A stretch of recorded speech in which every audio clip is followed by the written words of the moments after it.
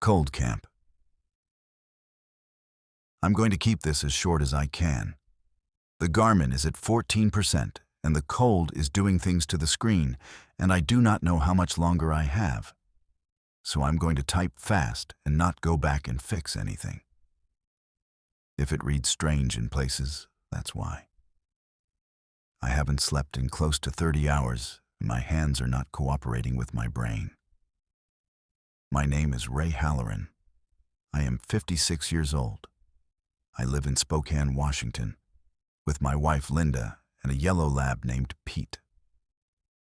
I have 2 grown daughters, one in Seattle and one in Portland. I am writing this from a camp in the Selkirk Range in northern Idaho, about 11 miles by trail from the nearest forest road. And I want this to reach Linda first, if it reaches anyone, because I do not want her to find out the wrong way. The Garmin is set to send to her in reach.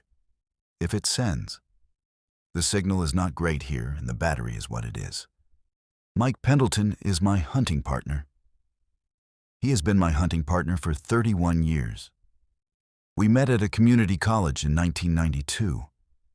We were the only 2 guys in Wildlife Biology 101 who had actually hunted anything. We have been on this trip, this exact stretch of the Selkirks, the second week of October, elk over wolves. For 28 of those 31 years, we missed 3. One when his daughter was born, one when my mother died, one during COVID. Mike did not come back from the morning glassing yesterday. I am writing this from the camp we have shared for 28 years, alone, with no working flashlight and a satellite messenger that is going to die soon. And I want to tell you what happened in case it is useful to whoever finds the camp, or to whoever finds me. I should have told Mike about the cancer.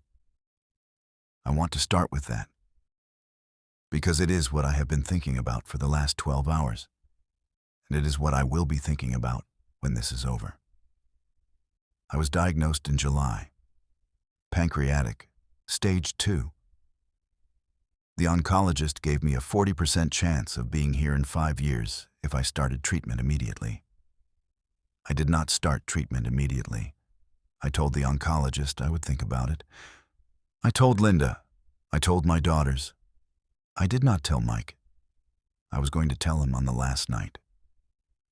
We always do the last night the same way. Cook the elk if we got one, drink a little, sit by the fire, talk. I had it planned. I had the words. I had even, like an idiot, written the words down on an index card in my pack so I would not forget them under the influence of a long day and a tin cup of bourbon. The card is still in my pack. It is 6 feet from where I am typing. I am not going to read it. I should have told him on the first night. I see that now. I should have told him at the trailhead when we shouldered our packs and started up the mountain. I should have told him in the truck on the drive out from Spokane. I should have told him in his kitchen 2 months ago when he handed me a beer and asked how I was doing. And I said, fine, just getting old. I should have told him. He died not knowing. That is the first thing I want on the record.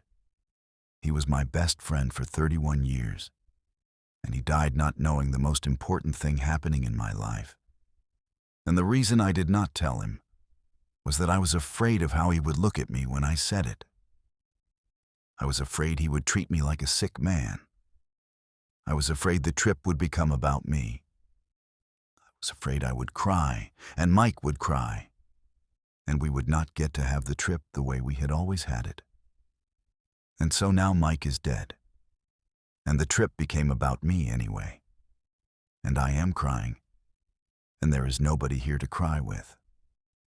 Day 1 through 4 were ordinary.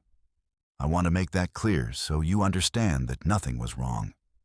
We hiked in on Sunday, 11 miles, gained about 2,200 feet, set up camp in our usual spot in a small clearing on a bench above a creek that runs north into the Pack River drainage. Monday and Tuesday, We hunted hard. Mike glassed a 6-point bull on Tuesday morning at maybe 900 yards, but we couldn't close the distance. Wednesday we rested. Old men do that now. It's one of the small concessions. And Thursday, we were back at it before dawn. Thursday afternoon, we split up. This is normal. We always split up for the second to last day, work different drainages, meet back at camp before dark. Mike took the eastern ridge. I took the western. We agreed to be back at camp by 5. The sun was setting around 6:20. I was back at 4:45. I had not seen anything bigger than a marmot all day. I cooked dinner. I waited. 5 came. 5:30 came. The sun got low. I was not worried at 5:30. Mike has always run a little late. He gets focused, loses track. Twice in the last decade, I have eaten cold dinner because Mike was watching a herd through his glass on the wrong side of a ridge and could not bring himself to walk away. At 6, I started watching the eastern ridge. At 6:15, with maybe 10 minutes of light left, I fired a single round into the air. We have a protocol for that. 1 shot from camp means check in. 2 shots from anywhere means help. Mike has good ears. He would have heard a single round at 3 miles, easy. He did not respond. No answering shot. No voice from the ridge. No flash of headlamp coming down through the trees. At 6:30, I fired a second round. The protocol does not technically cover 2 shots from camp. The protocol covers 2 shots from anywhere. But we both understood what it meant. I was telling him I was worried. I was asking him, please, to let me know he was okay. Nothing. The sun went down. I sat by the fire for an hour. I did not let myself imagine what might have happened. I have been on enough hunts and enough rescues to know that imagining is the worst thing you can do in the first hour. The first hour is for staying calm, eating something, getting your gear ready for whatever comes next. At 8 p.m., I packed a quick search bag, headlamp, first aid, a thermos of hot coffee, a space blanket, and I started up the eastern ridge in the dark. I was being stupid. I was being a 56-year-old man with stage 2 pancreatic cancer, hiking alone in the dark up a ridge. I had not been up in 2 years, and I was being stupid, and I knew I was being stupid. And I went anyway. Because Mike was somewhere up there. And Mike was my friend. I found him just after 10. I want to describe what I found. And I want you to know that I am not embellishing. I have been a hunter for 40 years. I have field-dressed a great many animals, and I've seen a great many things in the woods that most people never see. I am telling you, with the steadiest voice I have left in me, exactly what I found. I found Mike's rifle first. It was lying on the ground beside a small fire ring that he had built and started. There were coals still warm under the ash, which meant he had been there within the last few hours. The rifle was unloaded. The bolt was open. A live round was on the ground beside it, as if he had ejected it. This was wrong. Mike does not eject live rounds. Mike was careful with his rifle in a way that men of our generation are careful. The kind of careful that becomes religion. If he had unloaded that rifle, there was a reason. He was preparing to do something with both hands. I found his pack about 6 feet from the fire ring. It was open. The contents were undisturbed. I found his hat, a faded orange wool watch cap his daughter had knitted him in 2008, and that he had worn on every hunt since, about 15 feet up the ridge, on a low branch, as if it had snagged there while he was moving fast. I followed the direction of the hat. I went up. The tracks were what stopped me. I am writing this fast, and I am not going to give you a long description, but I want you to understand. I know tracks. I have read tracks for 40 years. I know bear, I know moose, I know elk, I know cat. I know coyote and wolf and bobcat and lynx. I know what a man's boot looks like on every kind of soil in the Selkirks. The tracks I was looking at were none of those. They were bipedal. The stride was long, close to 7 feet, which would put the maker at well over 6 feet tall and moving fast. The toes were splayed wider than a human foot, and there was a heel that landed wrong, deeper than the toe, as if the maker walked back heavy. The print was barefoot. There was no boot tread. There was no claw mark. The toes themselves left small round indentations, like the pads of a primate, except for the outer two, which had small puncture marks, like nails or claws set into otherwise human-looking digits. The tracks were everywhere around the fire ring. Many sets, or one set, made many times. They came down off the ridge from above, circled the fire, and went up the ridge again on the opposite side. The set going up was deeper, heavier, as if whatever made it was carrying something it had not been carrying when it came down. I am writing this, and I want you to understand that I considered, very seriously, the possibility that I was hallucinating. I considered the possibility that I was having a stroke.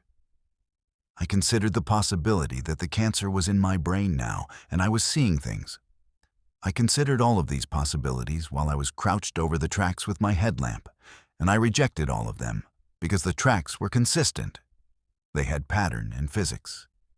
The depth matched the stride. A hallucinating man does not produce a coherent track set. A hallucinating man produces nonsense. I followed the deeper tracks up the ridge for maybe 20 minutes. Then I stopped. I stopped because I heard something above me, on the ridge. Not close.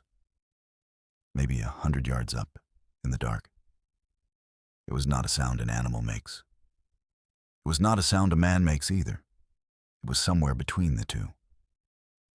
A long, low call, almost like a moan, except that it had cadence to it.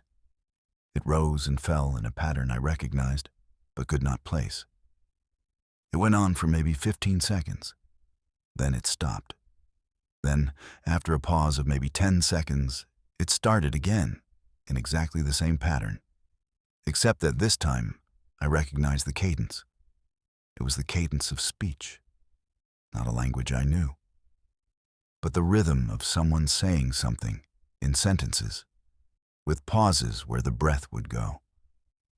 I turned off my headlamp. I stood in the dark on the side of the ridge, and I listened to whatever was above me on the slope, speaking in a language that was not a language, in a voice that was not a voice, and I made a decision that I will be making, in some sense, for the rest of my life, which is not going to be very long. I decided to come back to camp. I want to say I decided to keep going. I want to say I drew my pistol and I went up that ridge to find my friend. I did not. I turned off my light and I turned around and I came back down to the fire ring, and I picked up Mike's rifle and his hat. And I came back to camp the way I had come, by the headlamp's lowest setting, moving slow, listening behind me the entire way. I was not followed. I was sure of this when I got back to camp. Whatever it was on the ridge had not come after me. Whatever it had been doing was something it was doing in its own time. I want you to understand what I am about to say. Mike was dead. I knew Mike was dead. I had known it from the moment I saw his rifle on the ground with the bolt open. Mike would not have set down that rifle and walked away from it for any reason that left him alive. The rifle on the ground was the same as a body for a man like Mike. But I still ran. That is what I am admitting. I went up that ridge to look for him, and when I heard what was up there, I ran. I came back to camp. I sat by the fire I had let burn down to embers, and I did not sleep, and I waited for sunrise. That was 26 hours ago. It is still up there. I have heard it 3 times since I came back. Once last night, around 2 in the morning, the same low-cadenced call. Much closer this time, maybe 400 yards above camp on the ridge. Once this morning at first light, behind me, somewhere in the timber to the south of the camp. Once again, about an hour ago. That one was closest. Maybe 200 yards. Maybe less. I have not seen it. I do not want to see it. I want to make this clear. Whatever it is not trying to be seen. It moves on the slopes around me, but it does not come into the clearing. It calls, but it does not show itself. I think it is waiting for something. I think it is waiting for me to come out. I have a working pistol with 12 rounds. I have Mike's rifle with 5 rounds in the magazine. I have a fire that I am keeping going, and I have enough food for another 2 days. The Garmin works intermittently. I sent a message to Linda last night, and another to the Idaho County Sheriff this morning. The acknowledgement came back from the sheriff at noon. They are sending a search team in the morning. 11 miles in. They will reach the camp by mid-afternoon if the weather holds. The weather is not going to hold. There is snow coming. I can feel it in my back, in the way the cancer hurts more in pressure changes. The pressure is dropping. The wind has shifted. I think we'll get 6 inches by morning, maybe more. The search team will not get in tomorrow. The earliest they will reach the camp is the day after, if then. I do not have the day after. I want to be honest about why. The cancer is not the reason. I have been managing the pain. I have my medication. I am not going to die of cancer in a clearing in the Selkirks tomorrow. I would survive the snow if it were just the snow. The reason I do not have the day after is that the thing on the ridge is coming closer every hour, and it is not waiting for the snow. It is waiting for the dark. It is going to be dark in about 40 minutes. I want Linda to know that I love her. I want her to know that the cancer was going to take me anyway. That this isn't a tragedy on top of a tragedy. That what is about to happen is just an earlier version of what was already going to happen. I want her to know that I have had a good life.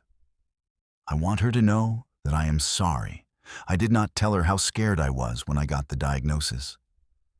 I want her to know that I am sorry I came on this trip when I should have stayed home with her. I want her to know that the last 6 months of fighting about whether I should start treatment were the worst months of our marriage, and that I was wrong, and that she was right, and that I am sorry. I want my daughters to know that I love them, both of them.